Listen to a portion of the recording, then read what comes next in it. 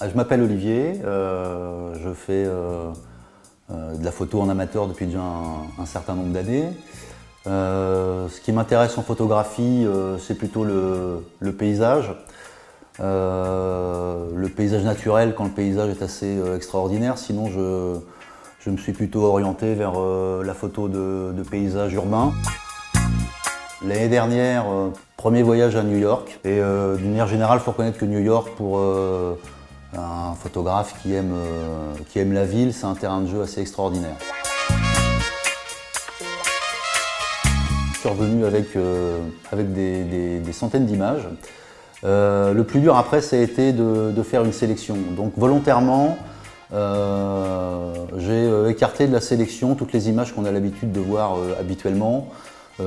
Times Square, les panoramas nocturnes, Central Park, le pont de Brooklyn. Pour l'essentiel, j'ai privilégié effectivement d'autres quartiers qu'on n'a pas l'habitude de voir ou dans lesquels les touristes vont assez peu souvent finalement. Il y a donc beaucoup de photos de Harlem, du Lower East Side, des photos de Tribeca, de Brooklyn.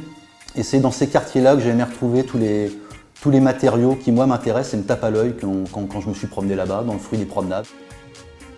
Donc on y trouve effectivement beaucoup de matériaux comme la brique, le métal, le béton, enfin, et plein aussi de mobilier urbain. Les fameuses citernes que l'on voit un peu partout, les publicités murales, qu'elles soient artistiques ou publicitaires, les néons, les échelles de secours, tout ça contribue à la mythologie de la ville. Depuis quelques années, je travaille avec deux petits boîtiers Fujifilm, qui sont des appareils photo très légers, très compacts, qui ont de très bonnes optiques, qui ont de très bons capteurs. J'ai pris le parti pris à New York d'utiliser une profondeur de champ maximale. Je voulais de la netteté jusqu'au premier, jusqu'au dernier plan.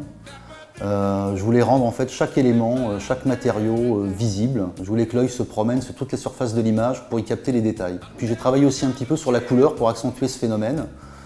Les photos sont assez peu contrastées.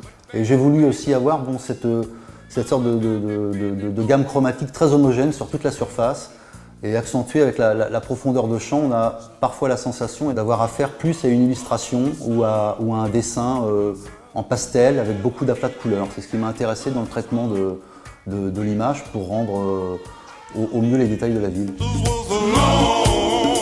C'est ma première exposition.